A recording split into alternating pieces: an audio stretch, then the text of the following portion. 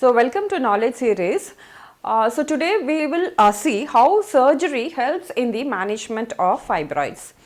If you see, the gold standard in the treatment of fibroid is laparoscopic myomectomy, meaning removal of the fibroids laparoscopically. So ideally speaking, if you see, the surgical management is mainly dependent upon the site of the fibroid and also the location of the fibroid. So if the fibroid is located inside the uterine cavity, then we deal it hysteroscopically. But if the fibroid is situated outside the uterine cavity, then we deal it laparoscopically. To know that, we should understand what are the different types of fibroids. So fibroids are of different types. It can occur inside the uterus. So when it occurs inside the uterus, we call this as a submucosal fibroids, or sometimes it can occur within the muscles of the uterus, and that is called the intramural fibroids, and sometimes it can occur outside the uterus, that is called the subserosal fibroids. Apart from that, there are various other types depending upon the location of the fibroids, like the cervical fibroid, the broad ligament fibroid, and you have the other extrauterine fibroids. So based on where exactly the fibroid is located, we manage the fibroids. So now let's see how we manage the fibroids only laparoscopically. So ideally speaking, when we have to manage a fibroid laparoscopically, the fibroids would be either in the muscle, that is the myometrium, or it will be outside the muscle, that is in the serosa, or outside like in the other places outside the uterus. So in case of a laparoscopic myomectomy, so it is kind of a very novel procedure where the patient benefits tremendously. So it is like the patient has to stay in the hospital just for a day or maybe maximum 2 days, wherein we make sure that we prepare the bowel before she comes for the surgery. So keep her nil-oral for about 8 hours, and then under general anesthesia we do the procedure. So as in any other case of laparoscopic procedure, she has all the benefits of laparoscopy, like she has to stay in the hospital for a very short period of time. The blood loss during the procedure is very less. The recuperation period is also tremendously short, like she get back to the normal activity very soon. So the people who are really working are able to come during their weekends, do the procedure and get back to work within a couple of days.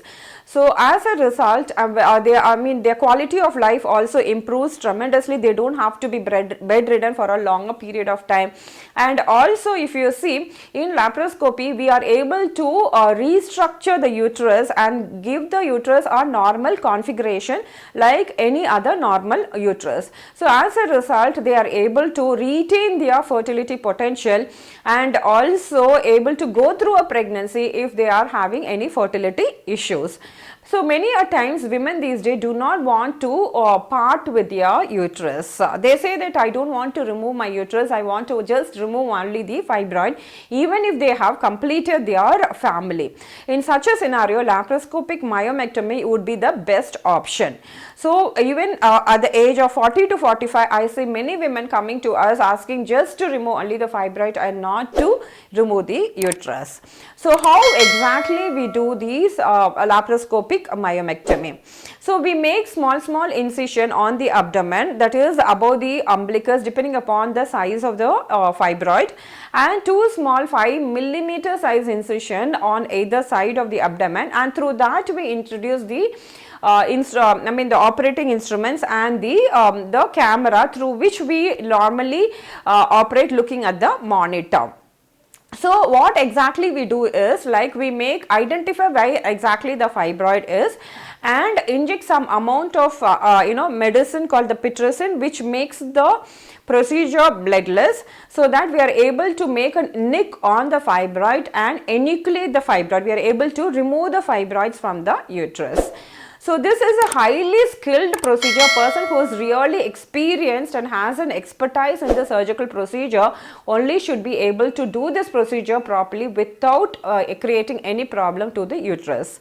So that is the most important factor what one needs to keep in mind while doing the laparoscopic myomectomy, because it is not just about removing the fibroid, it is about reconstructing the uterus back to its normal position, which requires quite a lot of skill with suturing. So like how in the open surgery we suture the uterus, the same way in laparoscopic surgery, looking at the monitor through these small instruments, we suture the uterus, meaning we stitch up the uterus to its normal configuration, so that the anatomy of the uterus is also not disturbed, and also the integrity of the scar is very important. That is, the suturing should be so efficient and meticulous that it is able to go through a pregnancy. Many women come to us for this particular procedure where we remove this fibroid laparoscopically and reconstruct the uterus, and they go for pregnancy. In fact, 3 months after the surgical procedure they can go for a pregnancy, or either naturally or in fact for treatment, and sometimes even before IVF procedures we have removed all these fibroids, made the uterus normal, and then done an IVF procedure. With that they fall pregnant, and also they have delivered the babies with us and gone home safely. So that is the beauty of this laparoscopic myomectomy. We are able to make sure that the fertility potential of these women is also not lost, and in fact they can enhance the fertility of these women.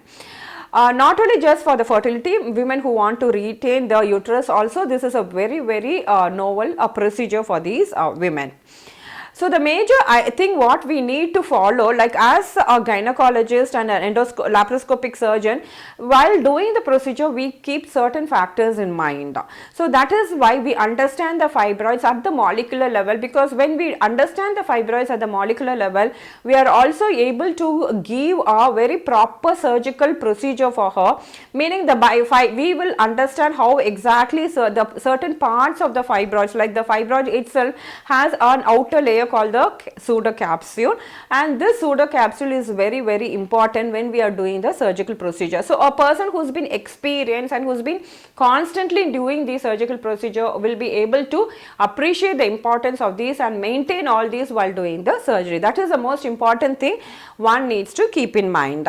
So this pseudo capsule, as I mentioned now, is very important in two aspects. So one, it is very good for the healing of the wound, that is after we remove the fibroid. So we make sure we do the procedure in such a manner we retain the pseudo capsule with the uterus. We do not remove the pseudo capsule, we remove only the fibroid, retaining the pseudo capsule, so that after the surgery, once we finish suturing, this pseudo capsule has certain chemicals which is very essential for the healing of the wound, and it is able to maintain the integrity of the scar of the uterus. So at the same time, it is like a double-edged weapon where it causes lots of problem to the women when she has the fibroid. So that is the reason we remove the fibroids and ensure that the pseudo capsule alone is retained. Now, many will be wondering how we are able to remove such huge fibroids. People come to me with such huge fibroids, say like about 20 centimeters fibroids, 2 kg fibroids, 1.5 kg, 3 kg fibroids, and how am I able to remove with just a small incision of about 10 millimeters and 5 millimeters. So we have a procedure called morcellation. This is the instrument called the morcellator. So we do the surgical procedure laparoscopically through the small keyhole surgeries like 10 mm.